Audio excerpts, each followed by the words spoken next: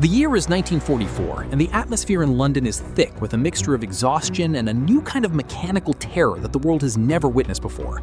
As the sun sets over the River Thames, the city does not sleep in peace, because the era of the Blitz has evolved into the era of the vengeance weapons.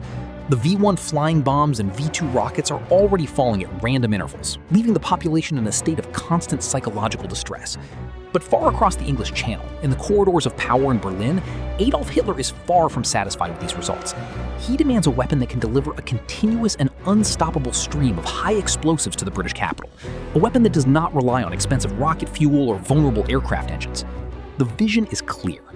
A battery of super guns that will fire every few seconds, turning London into a permanent inferno until the British government has no choice but to surrender on German terms. We see the aerial reconnaissance photos taken by the Royal Air Force showing strange scars on the earth in northern France. While the British military analysts struggle to understand the scale of what is being built beneath the limestone hills of Mimoyex, the camera moves through the foggy streets of the East End, where families huddle in corrugated iron shelters, listening for the telltale buzz of a motor or the silence that precedes a rocket strike. Little do they know that just 95 miles away, the Third Reich is pouring millions of Reichsmarks and thousands of tons of steel into a project so massive it defies conventional military logic. The V-3 is intended to be the final word in artillery, a high-pressure pump that will bridge the gap between the continent and England with a bridge of fire. This first chapter of our story explores the desperate strategic situation of the Nazi regime as they realize the tide of war is turning against them, leading them to invest their hopes in a mechanical monster that seems to belong to the realm of science fiction rather than reality. We examine the psychological state of a city under siege and the cold calculations of the German High Command as they prepare to launch the most ambitious bombardment in the history of human conflict. As we look closer at the ruins of buildings hit by earlier weapons, we realize that the citizens are at their breaking point. Yet the worst is potentially yet to come. From the deep underground bunkers in France, the Nazi High Command looks at maps of London divided into sectors, each marked for destruction by a weapon that has not even been fully tested yet. This is not just about physical destruction, but about breaking the very spirit of the British Empire through a technological terror that is invisible until the moment of impact. Hitler believes that the V-3 will be his ultimate triumph, a way to strike back at the heart of the enemy without risking a single pilot or a single ship. The madness of this ambition is etched into every blueprint and every secret memo circulated within the Reich Chancellery. As the moon rises over the English Channel, the silent preparations continue, and the shadow of the giant cannon begins to stretch across the sea, threatening to swallow the hope of millions who believe the war is nearing its end. Instead, they are facing a future where the sky itself becomes a source of endless fire, and the ground beneath their feet is no longer safe from the reach of a madman's longest gun. The sheer volume of material being moved into the hills of France is staggering, with trains running day and night to deliver the steel segments that will form the multi-chambered barrels. This is a race against time as the Allied forces advance across Europe, and the scientists in the bunkers know that every hour counts. The pressure from Berlin is immense as the propaganda machine begins to whisper about a new weapon that will change everything, giving a false sense of hope to a retreating army while preparing a devastating blow for an unsuspecting city. The shadow over London is not just made of clouds and smoke. It is the weight of a secret that is about to explode into the most terrifying reality of the Second World War. The man responsible for bringing Hitler's dark dream to life is an engineer named August Conders, a high-ranking employee at the Röchling Steelworks who possesses a mind that operates far outside the boundaries of traditional ballistics. Conders is not a military officer, but a civilian technician who has managed to convince the highest levels of the Nazi Party that he has solved the fundamental problem of long-range artillery. The problem being that a single explosion in a standard gun barrel can only push a shell so far before the pressure drops and the friction takes over. His solution is as brilliant as it is terrifying, involving a concept known as the multi-chambered gun, where the projectile is not accelerated by a single blast, but by a series of precisely timed secondary explosions located in side chambers along the length of a massive barrel. Conders calls his invention the high-pressure pump, a name chosen specifically to hide its true purpose from prying eyes and foreign intelligence agencies. As he spreads his blueprints across a heavy oak table in a secret research facility, we see the intricate web of pipes and valves that look more like an industrial refinery than a weapon of war. He explains to the gathered generals that as the shell passes each side chamber, an electrical trigger ignites a new charge of propellant, giving the shell a fresh kick of energy and increasing its velocity to levels never before achieved by human engineering. Hitler is fascinated by the technical elegance of this solution because it promises to deliver the power of a rocket with the cheapness and reliability of a standard artillery shell.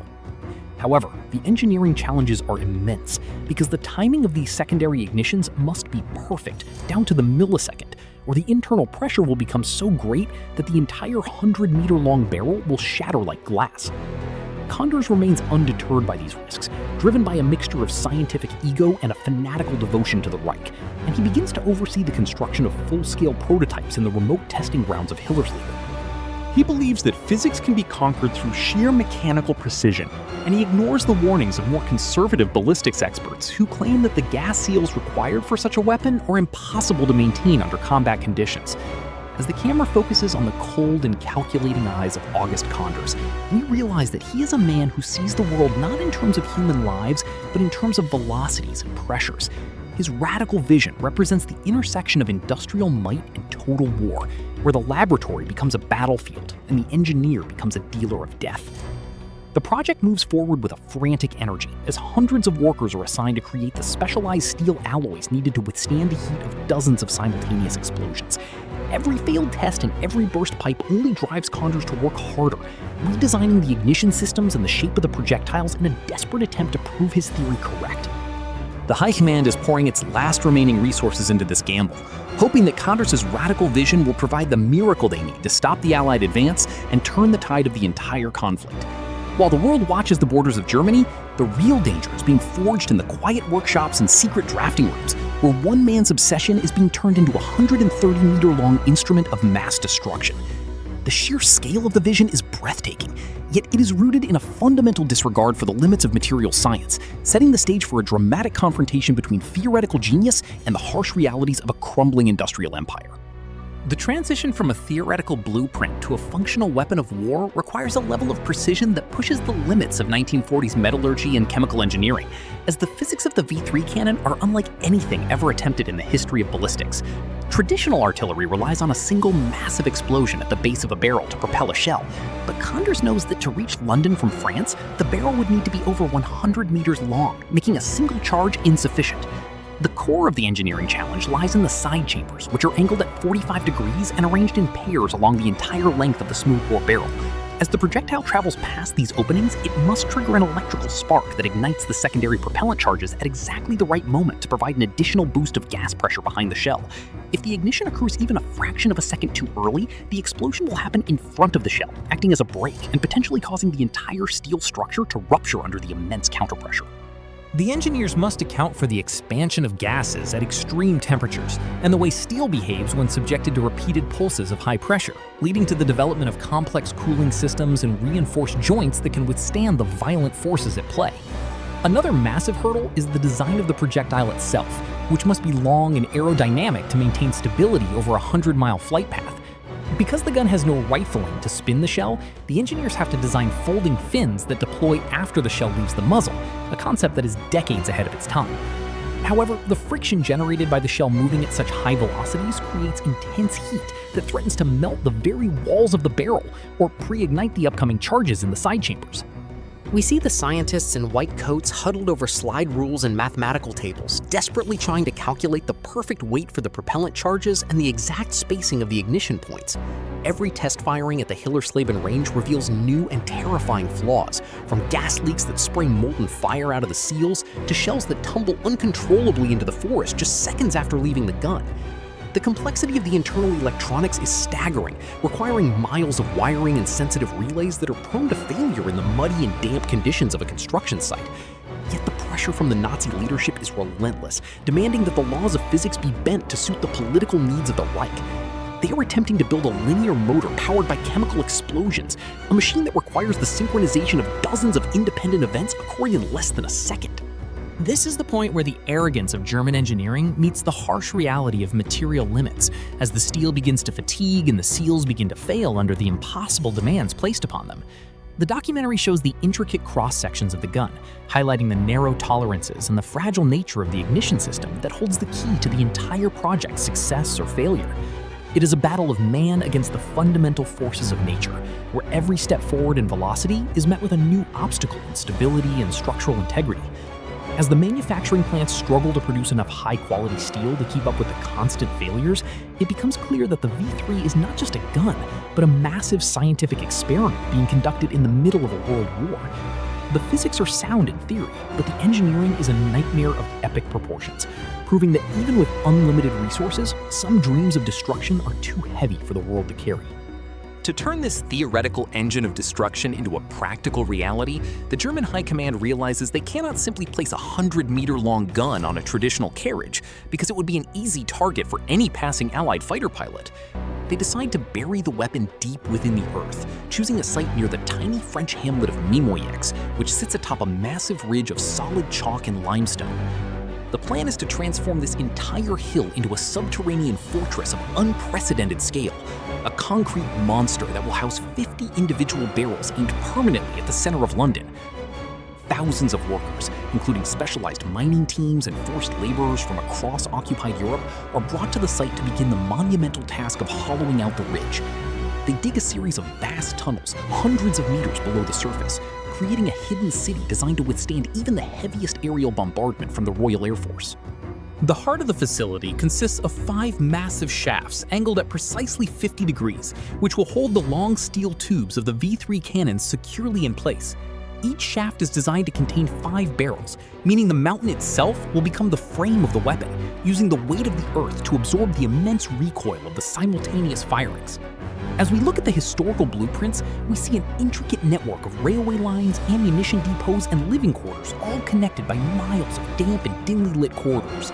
The construction consumes staggering amounts of high-quality concrete and steel, diverting essential materials away from the front lines where they are desperately needed. The Germans even construct a massive railway tunnel that runs directly into the heart of the hill, allowing entire trains to deliver shells and propellant directly to the guns without ever being seen from the air.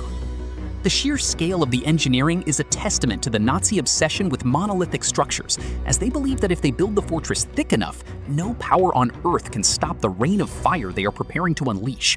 The top of the ridge is covered by a massive reinforced concrete slab, several meters thick, with small openings for the muzzles of the guns that are protected by heavy steel shutters. From the outside, the hill looks almost natural, but beneath the surface, it is a hive of frantic activity where men work in shifts around the clock to meet Hitler's impossible deadlines. The air inside the tunnels is thick with dust and the sound of pneumatic drills as the miners fight against the crumbling chalk to create the perfectly aligned shafts required for the long barrels. This site is not just a military installation, but a symbol of the Third Reich's belief in its own invincibility through superior technology and brute force. The camera pans across the vast, dark galleries where the shadows of the workers flicker against the cold stone walls, highlighting the eerie and claustrophobic atmosphere of this underground factory of death. As the concrete sets and the steel tubes are lowered into their final positions, the monster of Mimoyex prepares to breathe fire, representing the ultimate fusion of architecture and artillery in the service of total destruction. The local villagers watch in silent terror as the quiet countryside is transformed into an industrial nightmare, knowing that something terrible is being prepared beneath their feet, even if they cannot yet imagine the scale of the horror that is about to be unleashed across the channel. Behind the monumental engineering of the Mimoyex fortress lies a dark and harrowing human cost that is often overshadowed by the technical ambition of the project, as the Third Reich relies on a massive army of forced laborers to carve this monster into the earth. Thousands of prisoners are transported in cramped cattle cars from across occupied Eastern Europe and local concentration camps to the hills of northern France, where they are treated as nothing more than expendable fuel for Hitler's war machine. These men are forced to work in 12-hour shifts under the most brutal and inhumane conditions imaginable, surrounded by the constant roar of machinery and the choking clouds of limestone dust that fill the poorly ventilated tunnels. The air is thick with the scent of damp earth and the sweat of men who are being worked to the point of total physical collapse, as Nazi overseers from the organization Todt drive them forward with threats and violence to meet the frantic construction schedule.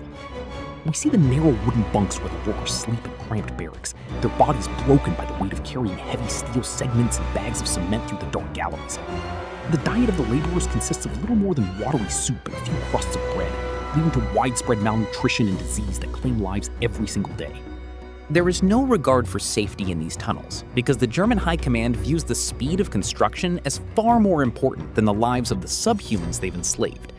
Many workers are buried alive when the unstable chalk ceilings collapse during blasting operations, Their bodies often left where they fall as the concrete is poured over them to keep the project moving. The camera captures the haunting graffiti scratched into the stone walls by prisoners who wanted to leave some mark of their existence before they were swallowed by the mountain. This scene serves as a stark reminder that the V3 cannon was not just a product of scientific brilliance, but a monument to human suffering and the total disregard for life that defined the Nazi regime. As the massive shafts for the guns reach deeper into the ground, the floor of the tunnels becomes a graveyard for those who were not strong enough to survive the relentless pace. The contrast between the high-tech vision of August Conders and the primitive, brutal labor used to build it highlights the fundamental rot at the heart of the Third Reich. While the engineers in Germany discuss mathematical formulas and pressure gradients, the men in Mimoyex are fighting for every breath in a subterranean hell. The sheer scale of the concrete poured into the hillside is a testament to the sweat and blood of the thousands who will never see the weapon fire, their stories buried under meters of reinforced protection. As we look at the faces of the survivors in historical photographs, we see the hollow eyes of men who have seen the worst of humanity in the name of a weapon that was supposed to change the world, but only succeeded in creating a legacy of pain and death. While the Germans are working in the deep shadows of the French countryside, the eyes of the Allied forces are watching from above through the lens of high-altitude reconnaissance aircraft. By late 1943 and early 1944, the British Royal Air Force and the United States Army Air Forces have established a specialized unit to analyze every unusual shadow and every fresh pile of earth detected in occupied Europe. This intelligence initiative is known as Operation Crossbow, a massive and secret effort to identify and destroy Hitler's sights for his planned vengeance weapons. During a routine flight over northern France, a pilot captures a series of photographs of the hills around Mimoyex that immediately alarm the analysts at Medmenham. They notice a massive railway spur that leads directly into a hillside and a level of truck activity that suggests something far more significant than a simple storage depot is being built. Unlike the launch ramps for the V-1 flying bombs, which are relatively easy to identify, the structures at Mimoyex are puzzling because they are almost entirely underground and covered by an enormous concrete slab. The British intelligence officers begin to piece together a terrifying puzzle, suspecting that this could be the site for a long-range weapon capable of striking London without warning. As we look at the grainy black and white photos through the magnifying glasses of the period, we can feel the growing tension within the Allied high command. The analysts see the massive excavations and the enormous amount of building materials being funneled into this single location, and they conclude that this concrete monster must be neutralized before it becomes operational. Spies within the French resistance provide additional reports of mysterious long steel tubes being delivered by train, further confirming the fears that Germany is preparing a new kind of artillery. Winston Churchill is briefed on the potential threat, and the decision is made to prioritize the destruction of the Mimoyex site above almost all other targets in the region. The Allies do not yet know the exact mechanics of the V3 cannon, but they understand the geography of the site points directly at the heart of their capital city. This intelligence victory is the first crack in the armor of the Third Reich's secret weapon program, as the element of surprise is lost before a single shell has even been fired. The camera follows the frantic meetings in London, where maps are marked with red circles and bomber groups are reassigned for a mission of extreme importance. The secret of the high-pressure pump has been exposed, and the quiet hills of France are about to become a target for the most devastating aerial bombardment the world has ever seen. The race between German construction and Allied destruction has officially begun, and the fate of London hangs in the balance as the first wave of bombers prepares to take off into the morning mist. While the massive fortress in France is being carved out of stone, the actual heart of the weapon is being put to the test at the Hillersleben Proving Grounds in Germany. This is where the theoretical physics of August Conders must face the uncompromising reality of fire and iron, as a small-scale version of the V3 is assembled to see if the multi-chambered principle actually works. The atmosphere at the test site is one of clinical intensity, with scientists and military officers standing behind thick steel barricades to watch the experimental firings. When the first shot is fired, the sound is not a single boom, but a rapid series of overlapping cracks, like a giant whip snapping through the air, as each side chamber ignites in sequence to push the shell faster. However, the results are far from perfect, because the engineers immediately discover that the stability of the projectile is a major problem. Since the barrel has no internal rifling to spin the shell, the long and thin projectiles begin to tumble and veer off course almost as soon as they leave the muzzle. We see the high-speed footage from the era showing the shells flipping end over end in the air, falling far short of their intended targets, crashing harmlessly into the forest. Condors and his team are desperate to fix the aerodynamic flaws, experimenting with different fin designs and adjusting the chemical composition of the propellant charges to ensure a smoother acceleration. There is also the constant danger of the seals failing between the barrel segments, which results in jets of white-hot gas escaping from the joints and melting the sensitive electrical timing equipment. Each failure is a blow to the morale of the team, as they realize that the margin for error is almost zero. The pressure from Berlin is increasing every day, with officials demanding to know when the weapon will be ready to rain fire on London. The engineers are working under a cloud of fear, knowing that failure to deliver a miracle could be interpreted as sabotage by the Gestapo. As we watch the technicians struggle with the heavy steel sections, we see the limitations of 1940s technology, where the timing of the explosions is controlled by primitive mechanical switches that are often destroyed by the very vibrations they are meant to manage. Despite some successful shots that reach impressive velocities, the consistency required for a military weapon remains elusive. The Hillersleben trials reveal that the V3 is a temperamental beast, a machine that requires perfect conditions to function, which is something a battlefield rarely provides. The discrepancy between the propaganda of a war-winning superweapon and the reality of the broken steel and failed tests at the proving ground is becoming impossible to ignore. Yet the project is too large and has cost too much to be abandoned now. The camera focuses on the frustrated face of Condors as he stares at a twisted piece of shrapnel that used to be a barrel section, realizing that his dream of a high-pressure pump is still fighting a losing battle against the laws of nature. The Allied High Command realizes that the massive concrete structures at Mimoiex represent a threat that cannot be ignored, and they decide to unleash the full weight of their aerial supremacy upon the site. Because the bunkers are buried so deep beneath the earth, conventional bombs are useless against the thick layers of reinforced concrete and limestone, leading the British to deploy a secret weapon of their own.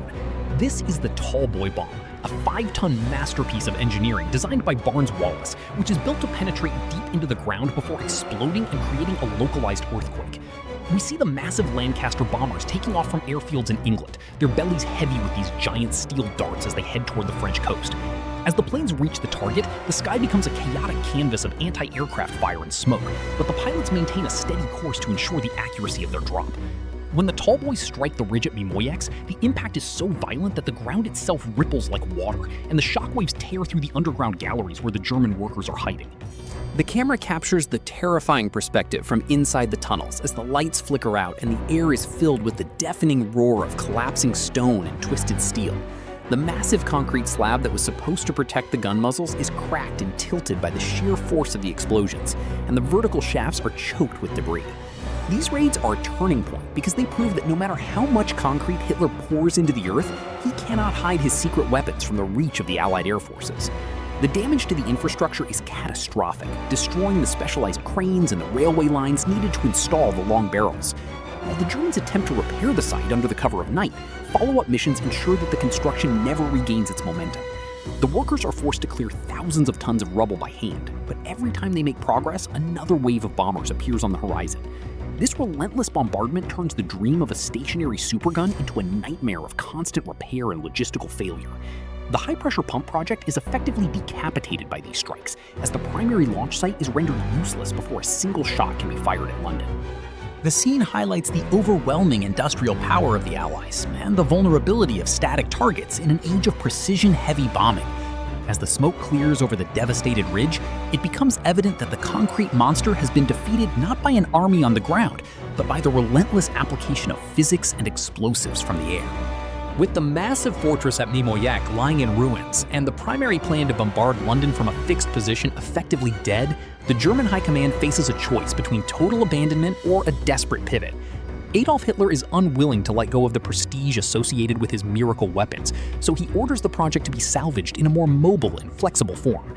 The engineers are forced to abandon the dream of 50-meter-long barrels buried in the earth and instead focus on a smaller, more practical version of the V3, known as the LRK-15F58.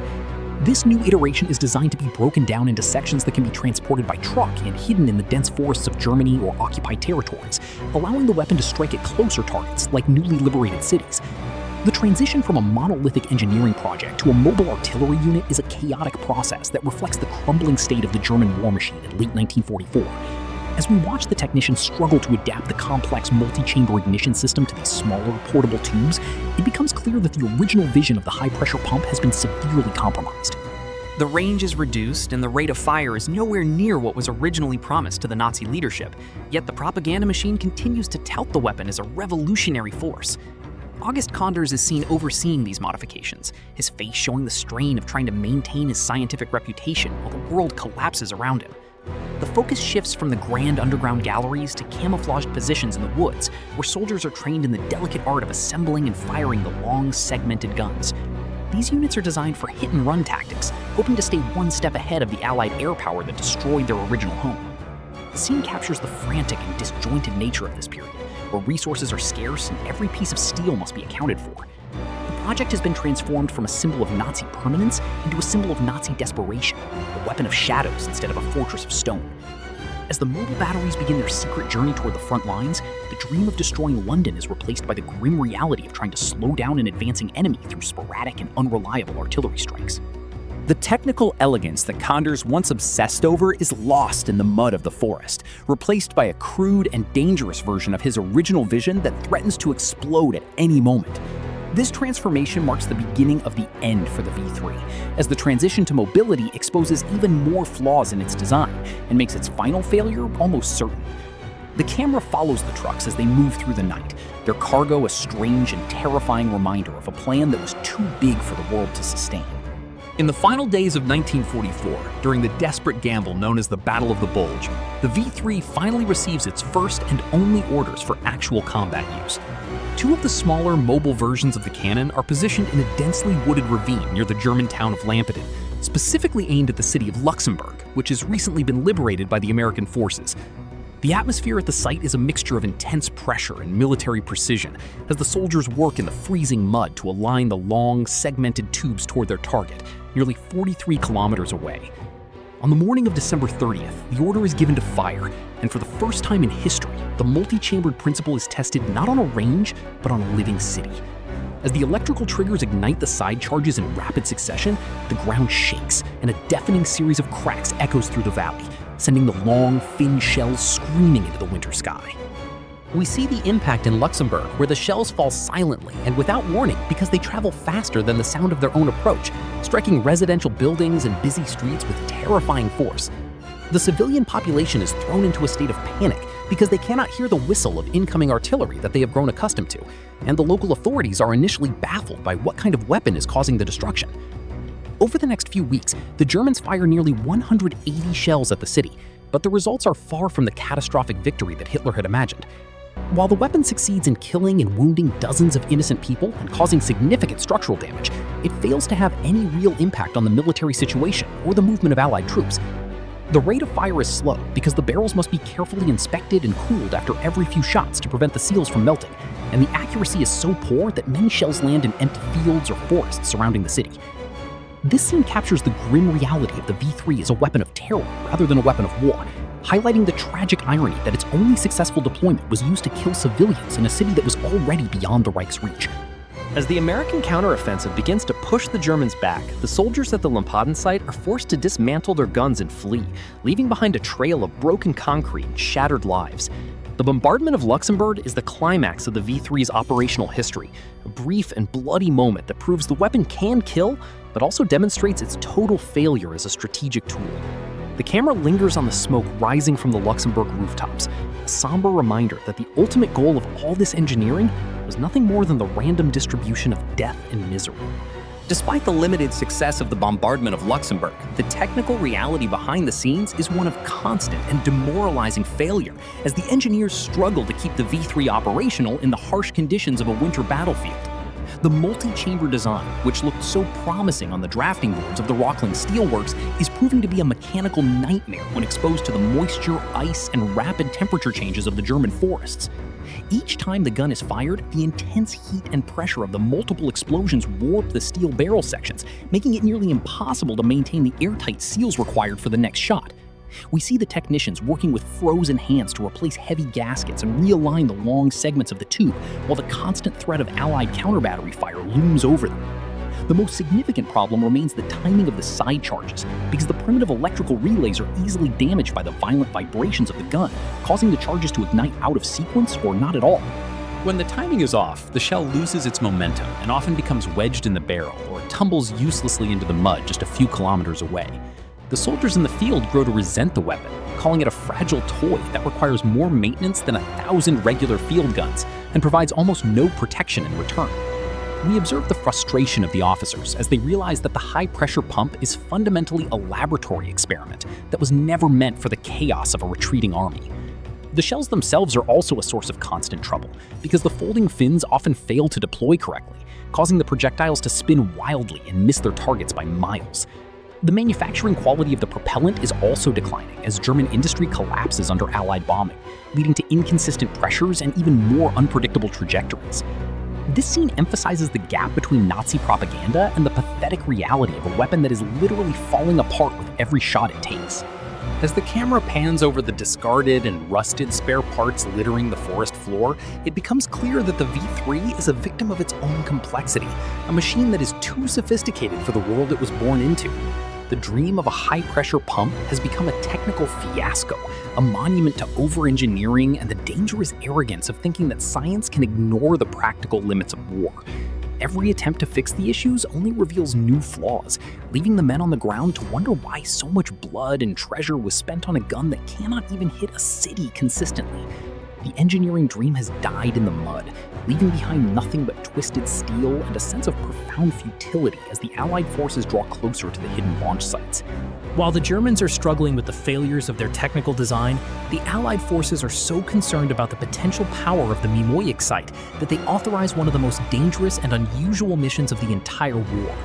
This operation is known as Project Anvil, and its goal is to use a remote-controlled heavy bomber packed with unprecedented amounts of high explosives to fly directly into the heart of the V3 fortress. The man chosen for this mission is Lieutenant Joseph Kennedy Jr., the eldest son of the powerful Kennedy family, and a pilot who is determined to prove his bravery before the war ends. We see the mechanics at a secret airfield in England stripping a B-24 Liberator of all unnecessary weight and filling its fuselage with over 10,000 kilograms of Torpex, an explosive far more powerful than TNT. The plan is for Kennedy and his co-pilot to take off, fly toward the French coast, and then parachute to safety, while another plane takes control of the bomber via radio to guide it into the underground shafts of the V3 site. The atmosphere is tense as Kennedy prepares for the flight, knowing that he is sitting on top of a flying volcano that could be triggered by the smallest electrical spark or a stray bullet. As the aircraft climbs into the summer sky, the camera captures the high stakes of this high-tech gamble, which represents the Allies' own attempt at a miracle weapon. However, tragedy strikes before they even reach the English Channel, because a technical fault in the complex wiring causes the massive cargo of explosives to detonate prematurely in mid-air.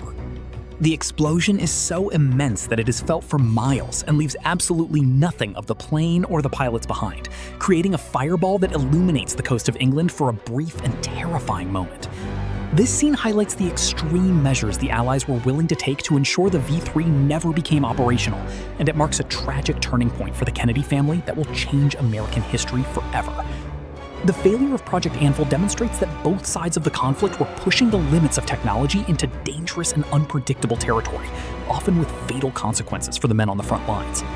Joseph Kennedy Jr. becomes a martyr to a threat that was already being dismantled by the Tallboy bombs, his life lost in an attempt to destroy a concrete monster that was already dying. The camera pans over the empty airfield where his comrades wait for a return that never comes, leaving only the silent and charred remains of a mission that was as ambitious and flawed as the weapon it was meant to destroy. As the spring of 1945 arrives, the grand illusions of the Third Reich are crumbling under the weight of a two-front invasion, and the secret world of the V3 is finally exposed to the light of day. The rapid advance of the British and Canadian forces across northern France leads them to the ridge at Mimoyek, where they finally stand before the mysterious concrete monster they had been bombing from the air for months. As the first Allied soldiers cautiously enter the dark and damp tunnels, they are stunned by the sheer scale of the construction that Hitler had hidden beneath the earth. The camera moves through the silent galleries, where abandoned tools and half-finished meals tell the story of a frantic and sudden retreat by the German guards and engineers. The soldiers discover the massive shafts that were meant to house the 100-meter barrels, and they see the twisted remains of the steel tubes that were shattered by the Tallboy strikes. It is a moment of profound realization for the Allied commanders, who now see exactly what kind of terrifying fate had been planned for London if these guns had ever been allowed to fire in unison. Meanwhile, in Germany, the mobile V3 units are being hunted down in the forests as the American army moves toward Lampeter, forcing the Nazi crews to sabotage their own weapons to prevent them from falling into enemy hands. We see the soldiers using explosive charges to blow apart the multi-chamber sections that August Condors had spent years perfecting, leaving only scrap metal and scorched earth behind. The beginning of the end is characterized by the systematic destruction of evidence, as the Nazi regime tries to hide the failures and the crimes associated with their wonder weapons. However, the sheer size of the Mimoyeks fortress makes it impossible to erase, and it becomes a site of intense study for military intelligence officers who arrive to measure the angles and analyze the metallurgy of the gun segments. The atmosphere is one of a graveyard, where the ghost of a technological giant lies defeated, not by a superior gun, but by the total collapse of the empire that built it. The camera captures the sunlight, finally reaching the bottom of the deep shafts as the Allied engineers prepare to seal the tunnels forever, ensuring that this particular nightmare can never be revived. The war is moving toward Berlin, but the discovery of the V3 serves as a chilling reminder of how close the world came to a new era of unstoppable bombardment, and the scene ends with the heavy thud of a steel door closing on the secrets of the high-pressure pump. After the fires of the Second World War are finally extinguished, the quiet hills of northern France and the secret laboratories of Germany become the focus of intense scientific scrutiny by the victorious powers. Teams of British and American military engineers, alongside intelligence officers from the Department of Scientific and Industrial Research, descend upon the ruins of Mimoyeks and the testing grounds at Hillersleben. They are not there to destroy, but to learn. Because the concept of the multi-chambered gun, despite its failure as a weapon, represents a fascinating leap in the understanding of high-velocity ballistics. The camera follows the investigators as they climb through the rubble of the underground shafts, measuring the exact distances between the side chambers and taking samples of the specialized steel alloys that August Condors had developed. We see the confusion on the faces of the Allied experts as they realize the complexity of the electrical ignition systems, which were decades ahead of their time in terms of theoretical timing. The scientists begin to question the German engineers who were captured during the advance, including those who worked directly under Condors, to understand how they planned to solve the problems of gas sealing and projectile stability. During these interrogations, it becomes clear that while the V3 was a tactical failure, the data gathered during the test firings contains valuable information about how objects behave at supersonic speeds within a controlled environment. The Americans in particular are interested in the potential of using multi-stage propulsion for non-military purposes, such as launching satellites or atmospheric probes into space, a dream that would later influence the work of ballistics experts like Gerald Bohl. The scene captures a transition from the darkness of war to the early whispers of the space race, as the technology of mass destruction is dismantled and repurposed for the pursuit of knowledge. As the heavy steel barrels are lifted out of the earth by Allied cranes and shipped back to labs in England and America for further testing, we see the V3 being transformed from a secret weapon into a curious relic of a lost cause. The technical records captured by the Allies provide a detailed map of the Nazi engineering mindset, showing a regime that was willing to ignore the laws of economy and safety to chase a mechanical miracle. This period of post-war investigation serves as the final bridge between the horror of Hitler's vengeance weapons and the futuristic technologies that would define the Cold War and beyond. The camera lingers on the thick folders of blueprints, now stamped with declassified labels, representing the final closing of the book on the high-pressure pump as a viable instrument of war. Today, the hills of Mimoyek have returned to a state of eerie quiet, where the only sounds are the rustling of leaves and the occasional footsteps of visitors who come to witness the remains of Hitler's most ambitious failure. As the camera pans across the landscape, we see the massive concrete slabs now covered in moss and the rusted iron reinforcement bars reaching out from the stone like the fingers of a buried giant. The tunnels that once echoed with the shouts of overseers and the cries of enslaved workers are now cold and silent, serving as a dark museum dedicated to the folly of total war. The remnants of the V3 cannon are nothing more than scrap metal and crumbling ruins, a testament to the fact that even the most advanced engineering cannot save a regime built on hatred and human suffering. We look at the hollowed-out shafts where the great guns were meant to sit, realizing that they now serve as a memorial to the thousands who died in their construction, and to the civilians who felt the terror of the few shells that actually reached their targets. This final scene reflects on the legacy of the high-pressure pump, not as a miracle weapon that could have changed the war, but as a symbol of the dangerous intersection between scientific brilliance and moral vacuum. The project remains a fascinating footnote in the history of technology, a bridge between the giant artillery of the past and the spacefaring rockets of the future. Yet its primary legacy is one of concrete and pathos. As the sun sets over the ridge, casting long shadows across the valley toward the English Channel, we are reminded that the greatest strength of a nation lies not in the length of its guns, but in the resilience of its people and the lessons learned from the darkness of the past. The V3 stands as a permanent warning about the cost of obsession and the ultimate futility of trying to conquer the world through the mechanics of death. The documentary ends with a slow pullback from the site, showing the peaceful French countryside swallowing the scars of the fortress, while the memory of the ghost weapon fades into the mist of history, leaving behind only the cold, hard reality of stone and the enduring hope for a world where such monsters are never built again.